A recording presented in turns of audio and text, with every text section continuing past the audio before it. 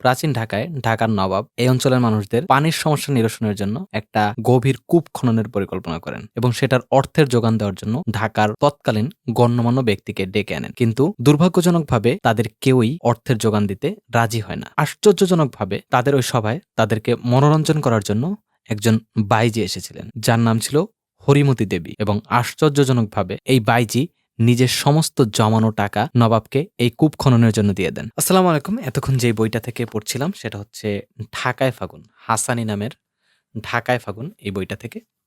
তো এই বইটায় একটা ইন্টারেস্টিং প্যাটার্নে লেখা হয়েছে। আমরা নরমালি যেই গল্পগুলো পড়ি ওই গল্পগুলো না, একেবারে টোটালি ডিফারেন্ট একটা ফরম্যাটে এই গল্পগুলো লেখা হয়েছে। এইরকম ফরম্যাটের সাথে আমি প্রথম পরিচিত হই বাদল সৈয়দ স্যারের মাধ্যমে। বাদল সৈয়দ স্যারও এরকম সত্যিকারের কোনো ঘটনাকে একটু টুইস্ট করে তারপর ফিকশন আকারে দিয়েছেন। ওই গল্পটা না, ওই গল্পের সাথে এটার কোনো সম্পর্ক নেই। যেকোনো একটা স্টোরির কথা বলছি। সো এই স্টোরিটার সাথে কোনো সম্পর্ক নেই। এইরকম একটা জিনিসকে টুইস্ট করে ওটার সাথে মিক্স করে দিয়ে তারপর হচ্ছে নতুন একটা স্টোরি তৈরি করা। যেমন আমার যেটা ডিরেক্টলি মনে পড়তেছে সেটা হচ্ছে অঞ্জন দত্তের বেলা বোসের সাথে দেখা করতে গিয়েছেন। এরকম একটা স্টোরি ছিল।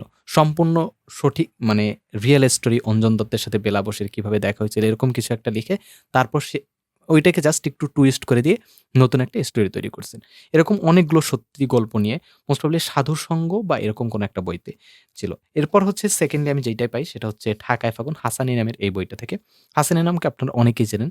জুলাই নিয়ে সে অনেক কাজ করছে, অনেকগুলো কাজ করছে এবং আ জুলাই জাদুঘর, মোস্ট প্রবাবলি জুলাই জাদুঘর নিয়েও কাজ করছিল এবং জুলাই শহীদদের আ দেহ হস্তান্তরের অনেকগুলো মানে অনেকগুলো কাজ করছে। যাই হোক, ভাইকে আমি ওই জায়গা থেকে চিনি এবং তার লেখাটা তো অসাধারণ। এবং এই যে ফরম্যাটটার কথা বললাম, এই ফরম্যাটটা এই বইতে এই স্পেসিফিক এই বইটায় যেটা করা হয়েছে যে প্রাচীন ঢাকার যে নবাবদের ইতিহাস বা প্রাচীন ঢাকার যে এই অঞ্চলের মানুষদের ইতিহাস, সো ওই ইতিহাসগুলোর সাথে একটু জিনিসগুলো কাহিনীকে একটু টুইস্ট করে দিয়ে একটা ফিকশন আকারে এই বইটা লেখা হইছে এবং যেটা আমার কাছে খুবই ভাল লাগছে। কি বলে? অ্যা উম আ মানে নতুন একটা রহস্যের উম ফিল পাচ্ছিলাম। মানে I don't know কিভাবে এক্সপ্লেইন করতে হয়। আমি আসলে বুঝতে পারছি না এখন কিভাবে বলব। যাই হোক, তো এখানে একজন লেখক, আ লেখকের নাম কি জহির? লেখকের আচ্ছা যাই হোক, লেখকের নাম যেটাই হোক, উনি হচ্ছে উনার যে এক্সপেরিয়েন্স গুলো, উনার সাথে একজন লোক দেখা করতে আসে বারবার এবং উনি হচ্ছে অতীত থেকে আসে বা ভবিষ্যৎ থেকে আসে। এটা আসলে ঠিক উনি বুঝতে পারে না। এরকম কোনো একটা জায়গা থেকে আসে এবং উনার সাথে এই কাহিনীগুলোর মানে প্রাচীন ঢাকার কাহিনীগুলোকে মিক্স করে দেয়।